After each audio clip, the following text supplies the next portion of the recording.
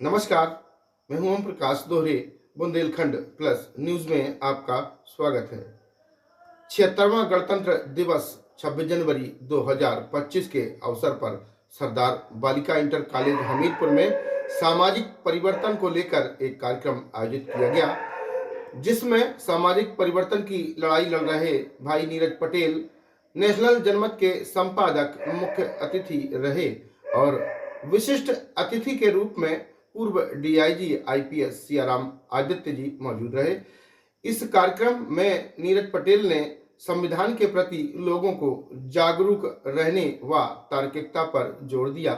यह कार्यक्रम हमीरपुर बदलाव टीम की ओर से आयोजित किया गया, जहां सैकड़ों लोग उपस्थित रहे। आइए देखते हैं खबर पूरी बुंदेलखंड प्लस पर।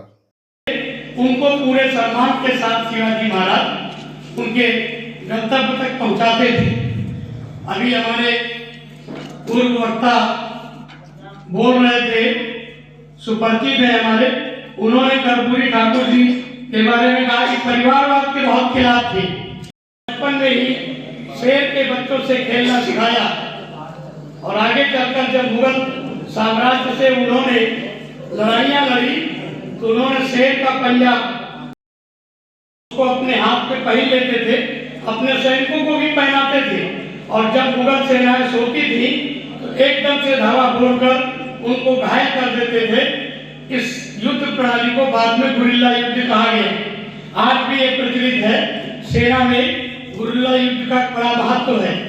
तो इस तरह से उन्होंने मुगल साम्राज्य की नींव हिला डाली। पर शिवाजी की माता जीजाबाई ने अपील है कि अगर सामाजिक परिवर्तन और सामाजिक बदलाव करना चाहते हो तो ये बातें केवल उनके लिए है जो करना चाहते हैं। तो नाक छोटी कर लो, दिल इतना बड़ा कर लो। जान पड़ी टीम बदलाव के हमारे भाइयों ने ये कार्यक्रम रखा था हमीरपुर में। मकसद यही था कि असली गणतंत्र तब होगा जब देश के लोग अपने संवैधानिक मूल्यों को समझ पाएंगे। जिन भी महापुरुषों ने बाबा साहब के साथ एक लंबी श्रृंखला थी, जिन्होंने संविधान लागू करवाया, उनका मकसद था कि ये संविधान सही तौर पर तब इसका पालन हो पाएगा जब देश के लोग अपने हक, अधिकारों और कर्तव्यों को समझेंगे। तो हमने पूरी टीम बदलाव के साथियों ने जो यहाँ पर कार्यक्रम रखा, उसका असली मकसद यही था कि देश के लोगों को उनकी वास्तविक ड्यूटीज से वाकिफ कराया जाए कि देश के योगदान में महापुरुषों का क्या योगदान था और उनको ये पूजने की परंपरा की बजाय अपने महापुरुषों के जीवन से कुछ सीख लेने की जरूरत है। समाज के लिए देखिए, जो भी व्यक्ति है वो अपना जो कमा रहा है उसके अलावा अपने समाज के लिए, अपने मोहल्ले के लिए, अपने शहर के लिए, अपने देश के लिए कुछ करने की जरूरत है। तो उसके लिए सबसे पहले आपको संविधान को समझना पड़ेगा कि उससे हमें अधिकार क्या मिले, इसलिए कार्यक्रम रखा गया।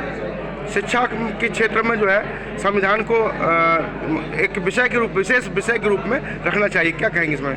100% सहमत हूँ। अभी कुछ दिन पूर्व नगीना सांसद चंद्रशेखर आजाद जी ने इसको लेके एक पत्र भी लिखा और मैं इस बात से बिल्कुल सहमत हूँ कि अगर सोचिए आप, देश में तमाम वो चीज़ें पढ़ाई जाने की वकालत की जा रही है जिन चीज़ों से सीधा जनता का कोई सरोकार नहीं। संविधान का आर्टिकल 51A स्पष्ट तौर पर देश के नागरिकों से ये अपेक्षा करता है कि देश के नागरिकों को तर्कवादी, मानववादी, विज्ञानवादी चिंतन और दृष्टिकोण तैयार करना है। लेकिन सरकारें संविधान के उलट उनको धर्मशास्त्र पढ़ाने की, तमाम चीज़ों की बात करती है, लेकिन वो संविधान की बात नहीं करती जिसके दम पर ये देश चल रहा है। अगर नहीं चल रहा है तो ये बताएं कि लोकतंत्र किसके आधार पर है? जो सरकारें बन रही हैं, मुख्यमंत्री बन रहे हैं, प्रधानमंत्री बन रहे हैं, चीफ जस्टिस बन रहे हैं, इसी संविधान की लिखी हुई बातों की बदौलत तो बन रहे हैं। यानी कि सरकारें खुद इसके आधार पर आ रही हैं, वो देशवासियों को नहीं पढ़ाना चाहती। उसकी वजह क्या है?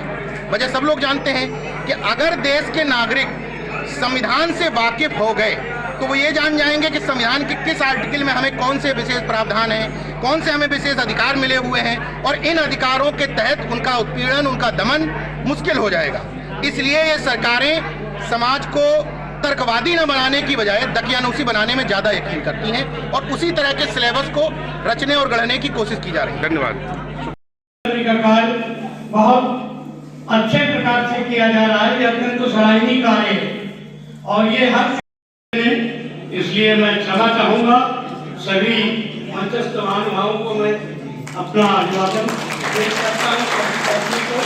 मेरा उनके पास शिकायत गई तो लोगों ने सोचा कि मुख्यमंत्री के पिता है, शायद बहुत बड़ी कार्रवाई होगी, लेकिन उन्होंने कोई कार्रवाई नहीं की। ये कहा कि ये सामाजिक दुर्व्यवस्था है, इसको जड़ से उखाड़ने का काम